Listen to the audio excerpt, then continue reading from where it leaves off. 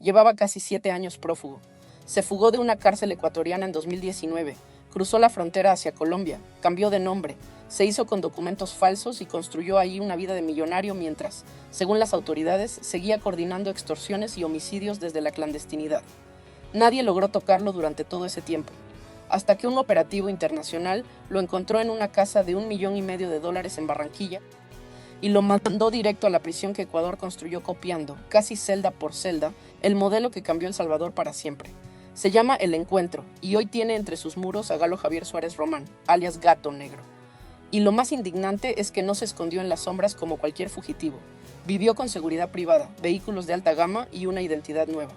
Según registros oficiales del Ministerio del Interior de Ecuador, contaba con 11 personas dedicadas a su protección y a la de su familia. 7 años de impunidad mientras su organización seguía dejando muertos en Guayaquil. Eso es lo que este video reconstruye, con fuentes verificadas, sin inventar nada. En los próximos minutos vas a descubrir 4 cosas. Primero, cómo un fugitivo con notificación roja de Interpol logró sostener durante casi 7 años una vida de lujo en otro país sin que nadie lo detectara, y qué falló para que eso fuera posible. Segundo, ¿qué es exactamente la cárcel El Encuentro y por qué Ecuador decidió construirla copiando, pieza por pieza, el modelo que Nayib Bukele impuso en El Salvador? Tercero, ¿qué le espera ahora a Gato Negro dentro de esos muros? ¿Y por qué las autoridades aseguran que ahí ya no podrá dar una sola orden más?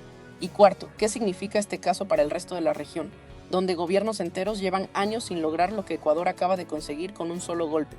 Todo esto con información contrastada, no con rumores de redes sociales ni con versiones infladas como las que circulan en otros canales que prefieren inventar para ganar vistas. Aquí vas a ver el caso real, tal como ocurrió. Vamos por partes, porque esta historia empieza antes de la captura. En 2017, en Guayaquil, un asesinato le costó a Suárez Román una condena de 26 años. Un caso cerrado, en teoría. Pero en 2019 ocurrió lo que ningún sistema penitenciario debería permitir. Se fugó de la penitenciaría del Litoral, en Guayaquil, presuntamente con la complicidad de otros miembros de su organización. Una fuga de una cárcel de máxima seguridad no es un error administrativo. Es la prueba de que, durante años, el sistema tuvo agujeros por donde se filtraban los criminales más peligrosos del país. Pero esto no era lo más grave. Porque mientras estuvo fugado, Gato Negro no desapareció del radar criminal. Según las investigaciones de inteligencia citadas por el Ministerio del Interior, siguió operando como uno de los principales articuladores de los tiguerones junto a su líder, alias Willy, un hombre condenado por asesinato, fugado de prisión, con poder de decisión sobre homicidios y extorsiones desde fuera del país. ¿Cómo es posible que un fugitivo de esta magnitud siga operando durante años sin que nadie logre frenarlo a tiempo? Si quieres entender cómo un modelo de seguridad logró lo que ningún otro sistema de la región había conseguido antes, quédate, porque esto recién empieza. Suscríbete ahora, porque lo que viene en los próximos minutos te va a mostrar exactamente por qué esta prisión se volvió la peor pesadilla para los criminales de alto perfil en Ecuador. Ahora bien, para entender la magnitud de lo que se descubrió durante la persecución, hay que hablar de cómo vivía este hombre en Colombia. No como un fugitivo común escondido en un cuarto de hotel o cambiando de ciudad cada semana. Vivía en Barranquilla, en una casa valorada en $1,500,000, según lo confirmó el propio ministro del Interior, John Reinberg, en rueda de prensa. Se movía en vehículos de alta gama. Tenía documentación colombiana falsa, construida para sostener una identidad completamente nueva. Y contaba, como ya lo mencionamos, con un esquema de seguridad de 11 personas. Eso no es la vida de alguien que huye. Es la vida de alguien que compró tiempo, protección y silencio durante años. Y eso llevaría a un hallazgo que nadie esperaba, porque las autoridades ecuatorianas no solo lo buscaban por el asesinato de 2017 ni por la fuga de 2019. Existe además una investigación abierta por su presunta participación en la planificación y financiamiento de un atentado terrorista dirigido, según la policía, contra el propio ministro del Interior. El funcionario lo confirmó de forma directa, alias Gato Negro, también habría intentado atentar contra su vida, y según las pesquisas, quien habría ordenado ese ataque fue alias Willy, el líder principal de los tiguerones, mientras Gato Negro habría sido la pieza operativa para ejecutarlo. Un segundo al mando, involucrado en un intento de magnicidio contra una autoridad de Estado. Y esa pregunta seguía sin respuesta, hasta ahora, pero todo eso estaba a punto de terminar, porque mientras Gato Negro seguía viviendo como un hombre libre en Colombia, un operativo silencioso ya llevaba semanas cerrando el cerco a su alrededor. Y lo que pasó cuando por fin lo encontraron es la parte que ningún otro canal ha contado con este nivel de detalle. Porque el 30 de junio de 2026, todo cambió.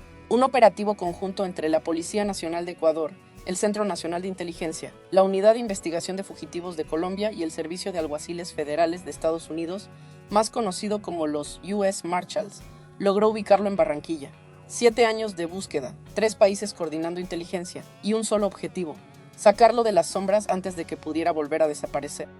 Fue detenido ese mismo día, y lo que ocurrió después marcaría el verdadero inicio de esta historia. Durante 3 días permaneció detenido en territorio colombiano mientras se coordinaban los trámites de traslado hacia Ecuador. 3 días en los que, según trascendió, se terminó de confirmar buena parte de la vida paralela que había sostenido durante años. La casa de lujo, la identidad falsa, la red de protección privada. El ministro Reinberg fue tajante al referirse a este momento ante la prensa. No hay lugar donde se puedan esconder. Donde quiera que estén los vamos a encontrar, los vamos a traer y los vamos a llevar a la peor pesadilla que tienen estos criminales, que es la cárcel del encuentro. Una frase pensada, sin duda, para el resto de cabecillas que todavía siguen prófugos fuera del país. Y mientras Ecuador coordinaba ese golpe puntual contra un fugitivo de alto perfil, a cientos de kilómetros de Barranquilla, en la costa de Santa Elena, ya llevaba meses funcionando el centro que se convertiría en su destino final. Una infraestructura pensada, desde el primer ladrillo, para que casos como el suyo dejaran de repetirse en Ecuador. Y lo que vino después empeoraría todo mucho más para Gato Negro, ya no había vuelta atrás. Aquí es donde la historia de este caso da un giro que pocos esperaban, porque hasta este punto la cobertura de otros canales se ha limitado a contar la captura. Pero lo que viene ahora es lo que ninguna cámara ha explicado hasta hoy. ¿Qué es exactamente la prisión a la que fue enviado? ¿Y por qué Ecuador decidió construir su propia versión del centro que cambió la historia de El Salvador? 3 días después de su detención en Barranquilla, la noche del viernes 3 de julio, Gato Negro fue trasladado a Ecuador bajo fuerte resguardo policial. Llegó a las instalaciones de la Aeropolicial en Guayaquil pasadas las 11:44 de la noche. Ahí estaban esperando el ministro del Interior, el comandante general de la Policía Nacional y el jefe policial de la Zona 8. No fue un traslado discreto. Fue una operación mostrada públicamente, con fotografías oficiales como una declaración de intenciones. Y la frase que resumió todo el mensaje del gobierno ecuatoriano llegó directo desde la cuenta del propio ministro. Gato Negro, ya en el encuentro, cero impunidad. Pero antes de llegar a la celda hubo un protocolo que se repite con cada recluso de alto perfil que ingresa a este centro. Fue rapado, se le retiró toda vestimenta personal, se le entregó el uniforme reglamentario de color naranja, y desde ese momento, según fuentes oficiales, dejó de tener acceso a cualquier tipo de comunicación externa. Nada de llamadas, nada de visitas sin control extremo, nada de contacto con el mundo que manejaba desde Colombia. Y ahí es donde entra la parte que pocos conocen. La construcción de esta cárcel no fue improvisada, fue una decisión de Estado tomada casi 3 años antes. Para entender el encuentro hay que retroceder hasta 2023, cuando Daniel Noboa llegó a la presidencia de Ecuador en medio de una crisis de seguridad histórica. El país enfrentaba una escalada de violencia protagonizada por estructuras como los choneros, los lobos y los tiguerones, con motines carcelarios que dejaban decenas de muertos y con un sistema penitenciario que, según reconocen las propias autoridades ecuatorianas, había perdido el control real dentro de sus pabellones. Noboa prometió entonces construir 2 cárceles inspiradas en el modelo que Nayib Bukele había implementado en El Salvador. Antes de construirla, el propio ministro Reinberg y el ministro de Defensa viajaron hasta el centro de confinamiento contra el terrorismo en territorio salvadoreño para observar de cerca su diseño, su control conjunto entre policía, ejército y personal penitenciario, y su ubicación estratégica. Lo que vieron ahí terminó definiendo buena parte de lo que hoy es el encuentro. Lo que pasó después de esa visita cambió por completo la forma en que Ecuador entendía la seguridad penitenciaria. Pero antes de contarte eso, tienes que ver algo más. La anatomía exacta de esta prisión y por qué se volvió, en palabras del propio gobierno, la peor pesadilla para cualquier cabecilla criminal del país. Si quieres saber lo que el resto de la región está intentando copiar de este modelo, suscríbete ahora, porque lo que viene lo explica todo. La construcción comenzó en junio de 2024, en la comuna Juntas del Pacífico, Santa Elena, una zona costera que hasta entonces no tenía centro carcelario propio. Se levantó sobre más de 16 hectáreas de terreno boscoso y aislado, con una inversión que ronda los $50 millones. Dentro de un perímetro rectangular de altos muros hay pabellones hexagonales, pensados para aislar por completo a los internos, 3 cercos perimetrales, torres de vigilancia de más de 9 metros y monitoreo con inteligencia artificial para accesos, alarmas y ciberseguridad. Cada elemento fue pensado para un único objetivo, que ningún cabecilla vuelva a operar desde una celda. La capacidad total es de 736 reclusos, en 3 módulos. El primero, de máxima seguridad, tiene 160 celdas para 4 presos cada uno. Comparado con el CECOT, que según el gobierno salvadoreño puede albergar hasta 40,000 internos, el encuentro es mucho más pequeño, pero el tamaño no define el nivel de control, lo define el régimen. Las celdas fueron diseñadas, según el propio gobierno ecuatoriano, para impedir cualquier contacto con absolutamente cualquier persona. Las visitas de abogados y familiares están fuertemente restringidas y cuenta con infraestructura médica interna para evitar salidas hacia hospitales. A diferencia del sistema penitenciario tradicional, descrito por expertos como una universidad del crimen, aquí no existen los espacios de convivencia que durante años permitieron a los líderes de bandas seguir dando órdenes desde prisión. Pero esto no termina aquí. Hay una diferencia importante con el modelo salvadoreño, y conviene decirla con honestidad. El Salvador tiene desde 2024 el Plan Cero Ocio, que vincula a decenas de miles de reclusos a trabajo productivo con reducción de condena de 2x1. Ecuador todavía no tiene un programa equivalente en el encuentro, y organizaciones de derechos humanos han señalado esa ausencia, junto con las restricciones de visitas, como una preocupación real. Esta serie no lo esconde. Aquí se cuenta lo que ocurre, con logros y con zonas grises. Pero todavía faltaba la pieza que lo cambiaría todo en este caso. Porque Gato Negro no es el primer nombre de alto perfil que termina dentro del encuentro. Y entender quién más ha pasado por ahí es clave para dimensionar lo que representa este centro dentro del sistema de seguridad ecuatoriano. El encuentro fue inaugurado el 11 de noviembre de 2025, cuando recibió el primer traslado de 300 internos desde la cárcel conocida como La Roca. Desde entonces, la cifra ha crecido hasta rondar los 650 reclusos, según el organismo penitenciario ecuatoriano. Pero el caso que más resonancia le dio a este centro antes de Gato Negro fue el traslado del ex vicepresidente Jorge Glass, que generó un fuerte debate sobre las condiciones de reclusión. Ese antecedente ya había puesto al encuentro en el centro de la conversación nacional. Ahora, con uno de los cabecillas más buscados de los tiguerones, vuelve a ocuparlo, por razones completamente distintas. Según cifras del Ministerio del Interior, alrededor de 40,000 personas en Ecuador forman parte de estructuras narcoterroristas como los choneros, los lobos y los tiguerones. 40,000. Una cifra que explica por qué Ecuador, un país que hace apenas una década era considerado ajeno a la violencia del narcotráfico regional, cerró 2025 con un récord de homicidios que rondó los 9,300 casos. En ese contexto debe entenderse el encuentro, no como una cárcel más, sino como la respuesta a una crisis que superó por completo la capacidad del sistema tradicional. Y ese momento marcaría un antes y un después. Lo que se acercaba en ese momento era la comparativa que ninguna otra prisión de la región podría rebatir fácilmente. Porque para entender del todo lo que representa este caso, hay que compararlo con lo que ha ocurrido en el resto de Latinoamérica durante los últimos años. Y esa comparación es la que ningún otro canal ha desarrollado hasta ahora. Pero antes de llegar a la comparativa que va a cerrar este video, hay que responder la pregunta que realmente importa. ¿Qué le espera de aquí en adelante a Gato Negro dentro de esos muros? Según el régimen descrito por el propio gobierno ecuatoriano, un interno de su perfil pasa la inmensa mayoría del día dentro de su celda, sin radio, televisión ni comunicación con el exterior. Las salidas al patio son limitadas y siempre bajo vigilancia. No hay visitas conyugales ni reuniones grupales, sin control absoluto. El hombre que hace apenas unos días coordinaba movimientos de droga desde una casa de $1,5 millones, hoy depende de un horario fijo impuesto por el Estado hasta para salir a que le dé el sol. Y esto conecta con algo que el propio ministro Reinberg ha repetido en cada rueda de prensa. El objetivo no es solo castigar, es desconectar al cabecilla de su estructura, de sus finanzas, de su cadena de mando. Un condenado que sigue dando órdenes desde una celda no ha sido realmente neutralizado, solo ha cambiado de dirección. Y esa es, exactamente, la falla que durante años permitió que criminales como Gato Negro mantuvieran poder incluso presos o prófugos. El encuentro fue diseñado para cerrar esa grieta, y según las propias autoridades ya está funcionando. Varios cabecillas trasladados han terminado solicitando ellos mismos ser extraditados, con tal de salir de un régimen que les impide seguir operando. Hay un dato más sobre Gato Negro que conecta con el destino que le espera. Según Reinberg, las investigaciones apuntan a que mientras estuvo en Colombia, esta organización mantuvo contacto con carteles mexicanos para coordinar envíos de droga presuntamente hacia Estados Unidos. Esto abre la puerta a la extradición, algo que ya se repitió con otros cabecillas ecuatorianos, alias Topo, Patucho y Fito. El ministro anticipó que en 20 días se concretaría la extradición de otro líder más. El encuentro no solo es el destino final para muchos, sino en algunos casos apenas una escala antes de la justicia de otro país.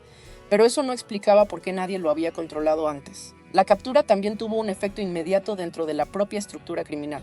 Con Gato Negro fuera del tablero, alias Willy, líder principal de los Tiguerones, pierde a uno de sus operadores más experimentados, justo cuando el gobierno trabaja para que estas organizaciones sean declaradas terroristas por Estados Unidos. Reinberg lo resumió sin rodeos: los estamos debilitando, no les tenemos miedo. Una frase pensada tanto para los que siguen prófugos como para una ciudadanía que vivió años bajo la sombra de esta violencia. Y esa es exactamente la pregunta que conecta este caso con el resto de la región. Porque el problema que Ecuador enfrentó durante años, cabecillas que siguen operando desde prisión, motines con decenas de muertos, sistemas controlados por los propios reclusos, no es exclusivo de este país. Es uno de los patrones más repetidos en toda Latinoamérica durante la última década. En México, distintas investigaciones han documentado penales enteros funcionando bajo control del crimen organizado, con reclusos coordinando extorsiones y narcotráfico desde dentro de las propias cárceles.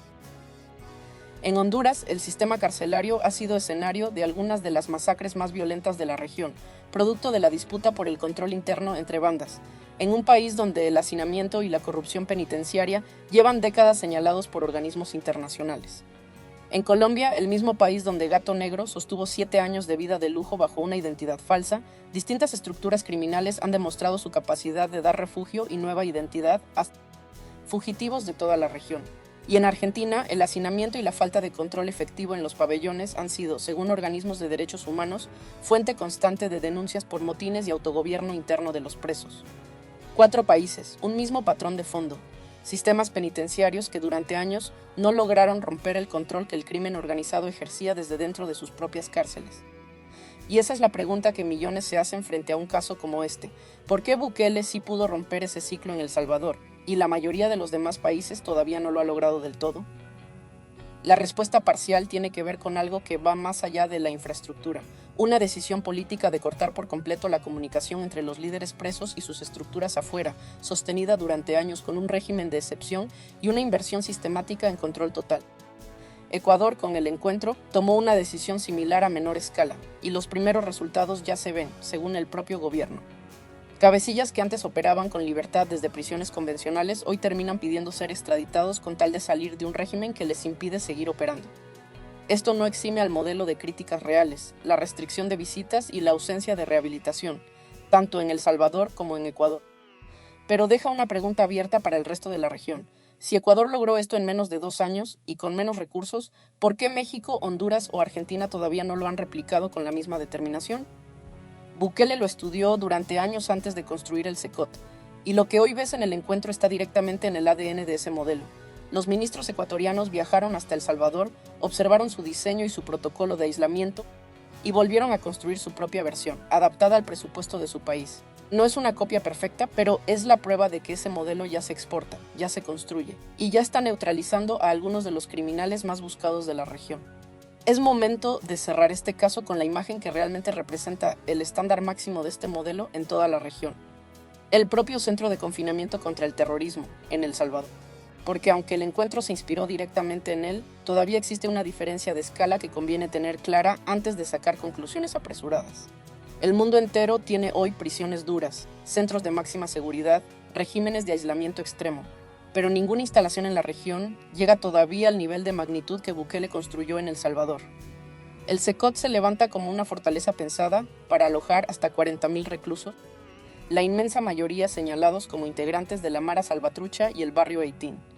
Sus muros no tienen ventanas hacia el exterior. Las luces de los pabellones permanecen encendidas las 24 horas, eliminando cualquier noción de tiempo dentro de las celdas. Los internos visten uniformes completamente blancos, sin distintivo personal, y todos llegan con la cabeza rapada. El silencio dentro de los pabellones es una de las características más repetidas por quienes han tenido acceso. Limitado al material oficial del centro, filas de hombres sentados en el suelo, sin hablar entre ellos, bajo la vigilancia constante de guardias armados y un sistema de cámaras que no deja ningún ángulo sin cubrir. Ese es el contraste de poder que resume este modelo, tanto en El Salvador como en su versión ecuatoriana. El que antes decidía quién entraba y quién salía de un territorio, quién vivía y quién moría en una disputa criminal, hoy no decide ni siquiera cuándo se enciende la luz de su propia celda. Ese es el giro que Ecuador buscó replicar con el encuentro, y es lo que hoy define el destino de un hombre que durante 7 años creyó que el dinero y la identidad falsa bastarían para estar por encima del sistema. No bastaron.